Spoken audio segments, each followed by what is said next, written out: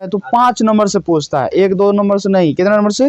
5 number से। एक question 5 number से, है कि नहीं? तो आप लोग थोड़ा सा कमर कस लीजिए और क्वेश्चन को बनाइए, ठीक। पर समझिए पहले क्वेश्चन को हम एक बार अच्छा से नहीं कटा। चलिए ये हो गया क्वेश्चन को। अब समझिए पहले क्वेश्चन, समझिए क्वेश्चन कहता क्या है, फिर उसको तो बनना रहेगा बढ़िया से। क्वेश्चन समझिए। क्वेश्चन कहता है कि एक परिवार का मासिक खर्च, एक परिवार मतलब मान लीजिए कि हमारा ही परिवार हो। परिवार मतलब तुम्हारा परिवार है रे, तुम्हारा परिवार है? हाँ है। कब शादी किया? वो परिवार हम तो पूरा को लेकर चले। ओ तुम पूरा को लेकर चला? हाँ तो परिवार मतलब पूरा, चचा चाची मामा माम है ना, पूरा फैमिली। तुम्हारा कहना सही है। तो किसी परिवार का मासिक खर्च, किसी परिवार का मासिक खर्च, मासिक खर्च का मतलब महीना का खर्च, महीने का खर्च। सब परिवार में होता है महीने का खर्च। तो मासिक खर्च, और उसके बाद कोमा यहाँ दिए हैं मासिक खर्च, घर का नियत मासिक किराया, घर का खर्च। यह किसके ऊपर डिपेंड करता है? जो अपने घर से बाहर शहर में रहता है उसके लिए। जो रूम क्या करता है, वो अपना घर जो है वो किराया पे लेकर रहता है, उसके लिए उसका तो घर का खर्च तो वो चल ही रहा है जितना टका में चल रहा है। लेकिन घर का नियत मासिक किराया और घर में खाने वालों की संख्या पर निर्भर है। दोनों किराया चल रहा है। घर में जो लोग खा रहा है, मतलब साग सब्जी दाल भात आलू कचालू परवल ये सब खा रहा है, वो चल रहा है। लेकिन उसका महीने का जो किराया है वो अलग है। किसका? घर का, ठीक है। नहीं रूम पे डिपेंड नहीं।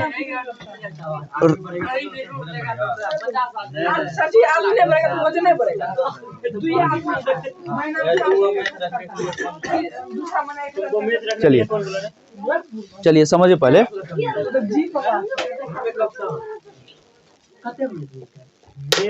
समझिए इधर। कह रहा है किसी परिवार का ये मासिक खर्च है, महीने का खर्च है। परिवार का जितना विद्यार्थी को कॉपी चाहिए, खाना पीना, ये हैंग टैंग जितना है सारा चीज। घर का भी नियत है, नियत वो भी मासिक किराया और कर दिया। और घर में खाने वालों की संख्या पर निर्भर करता है। यदि घर में खाने वालों की संख्या कम होगा, बच्चों की संख्या कम होगी, तो खर्चा थोड़ा सा कम होगा। लेकिन घर का जो किराया ले रहा है वह कम नहीं होगा।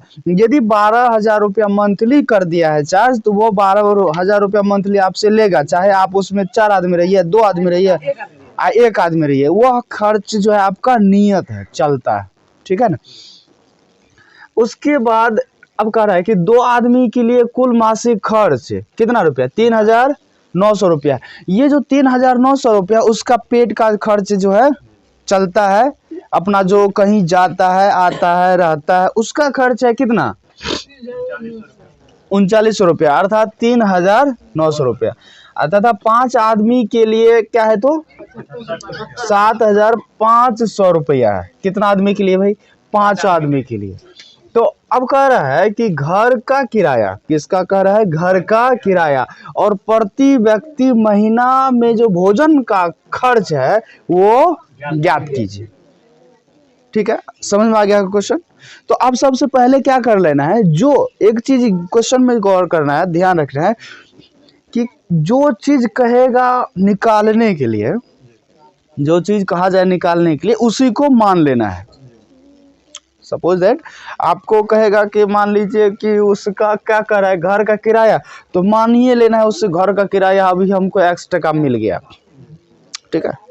Suppose that. चलिए तो यहाँ सबसे पहले यहाँ पर हल लिख लीजिए, लिख लेंगे हल, हल लिख लेंगे। माना कि क्या लिखेंगे? माना कि घर का, माना कि घर का किराया, घर का किराया कितना रुपया है? घर का किराया कितना रुपया है? 100 रुपया है। घर का किराया कितना रुपया है? माना कि घर का किराया कितना रुपया है बाबू? x रुपया है। घर का किराया कितना रुपया है? x रुपया है। कितना रुपया है? उसको इधर भेजिए तो दोनों को यहाँ आगे में भेजिए। घर का किराया कितना रुपया है? x रुपया। उसके बाद कहता है प्रति व्यक्ति महीना भोजन का खर्च निकालें। तो लिख देना है यहाँ पर, माना कि प्रति व्यक्ति महीना भोजन का खर्च ना, खर्च तो अतिरिक्त कहीं भी कर सकता है। मान लो कि किसी को देना है, वो भी खर्चा हो गया। बेफालतू का सामान ले लिए, वो भी खर्चा है ना। लेकिन वो भोजन पे खर्च करता है। किस पे खर्च करता है? भोजन पे खर्च करता है। तो माना कि प्रति व्यक्ति महीना भोजन का खर्च, माना कि घर का नियत किराया आप प्रति व्यक्ति महीना भोजन का खर्च हुआ। ठीक है, तो माना था। ठीक है, तो ये हो गया। अब लिखेंगे प्रश्न से। क्या लिख देंगे? प्रश्न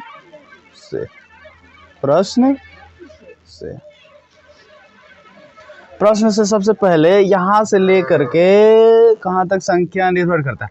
अब 2 आदमी के लिए कुल मासिक खर्च कितना रुपया है? 2 आदमी के लिए है। ठीक है, तो घर का जो मासिक किराया है वह तो क्या है? तो नियत है। घर का महीने का खर्च तो नियत ना है उसका।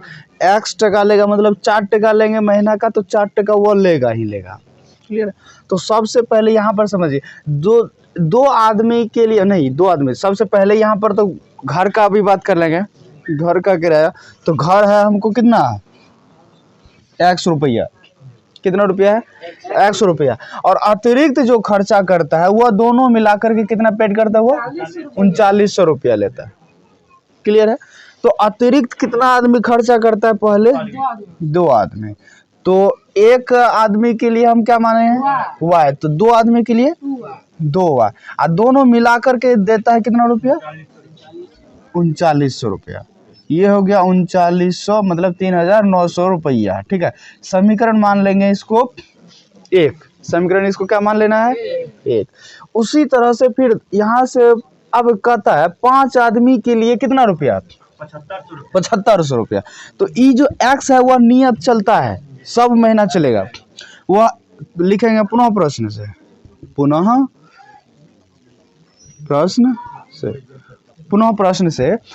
प्रश्न से क्या कह रहा है कि 5 आदमी जो है वह और घर का मिलाकर के रेंट देता है। अब x टका जो होगा तो वो तो नियत है घर का। अब 5 आदमी जो देता है, खर्चा करता है, तो 5 आदमी रहेगा तो भोजन का खर्चा बढ़ ही ना जाएगा। चाहे बच्चा रहे या बूढ़ा रहे, बच्चा नहीं खाएगा क्या? खाएगा ना, कॉपी खर्चा होगा। तो 5 आदमी के लिए 7500 हो जाता है। कितना रुपया हो जाता है? 7500। तो लिख देंगे x प्लस कितना? 5y बराबर 7500 रुपया। समीकरण नंबर इसको क्या मान लेना है? 2। समीकरण 2। अब यहाँ पर समीकरण 1 और 2 को क्या कर देना है? 1 में से 2 को घटा देना है। यदि 1 में से 2 को घटाएंगे तो यहाँ भी x और यहाँ भी x कट जाएगा। ये दिमाग लगा लेना है, समीकरण को जब लिख रहे होंगे तब ये दिमाग लगा लेना है कि कैसे क्या करना। राइट? तो यहाँ पर लिख देंगे समीकरण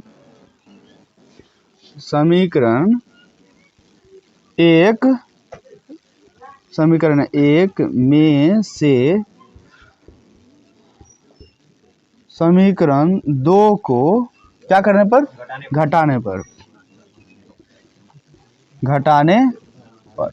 समीकरण 1 में से समीकरण 2 को घटाने पर। समीकरण 1 मेरा ये है x प्लस 2y बराबर कितना?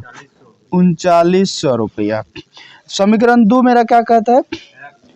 x प्लस 5y बराबर 7500 रुपया।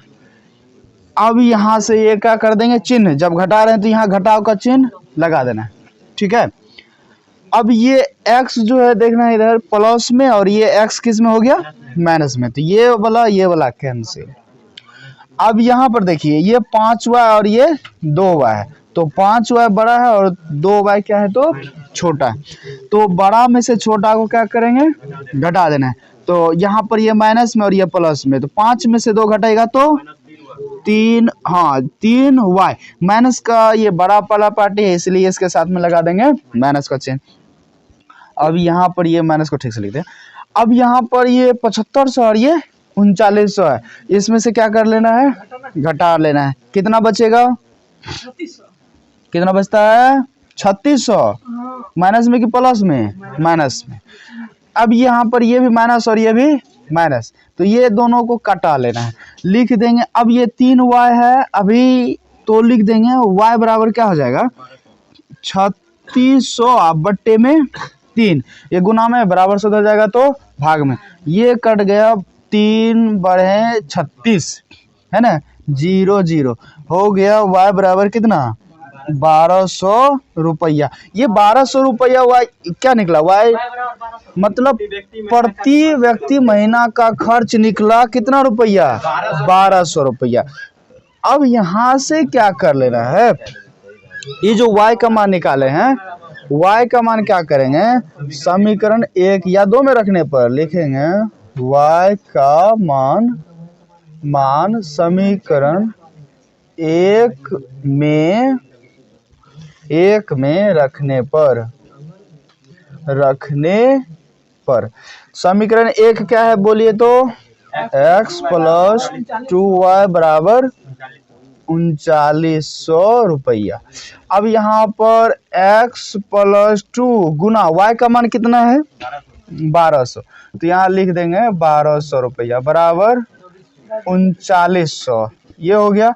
तो x बराबर कितना 2400, 12 दो है 2400 है ना, ये हो गया आपका। अब क्या करना है, ये जो x को इधर रख लेंगे, ये अभी अंक प्लस में है, बराबर से उधर जब जाएगा तो माइनस में हो जाएगा।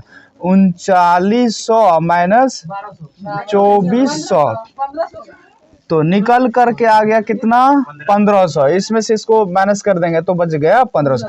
यहाँ पर एक लाइन इतना ही लिख करके छोड़ने देना, यहाँ पर लिख देना मासिक घर का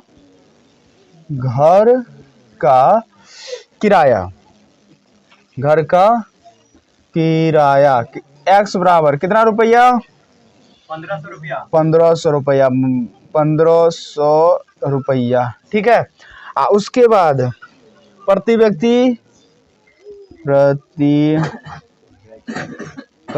व्यक्ति महीना भोजन का खर्च y बराबर, हाँ y बराबर कितना 1200 रुपया, ये हो गया आपका आंसर, ठीक है। ऐसे घेर करके लिख दीजिए आंसर, ये बन गया। आपको ये बता दें, इस तरह का क्वेश्चन अक्सर बोर्ड में क्या करता है तो 5 नंबर से पूछता है, 1 2 नंबर से नहीं, कितने नंबर से 5 नंबर से, एक क्वेश्चन 5 नंबर से, है कि नहीं। तो आप लोग थोड़ा सा कमर कस लीजिए और क्वेश्चन को बनाइए, ठीक।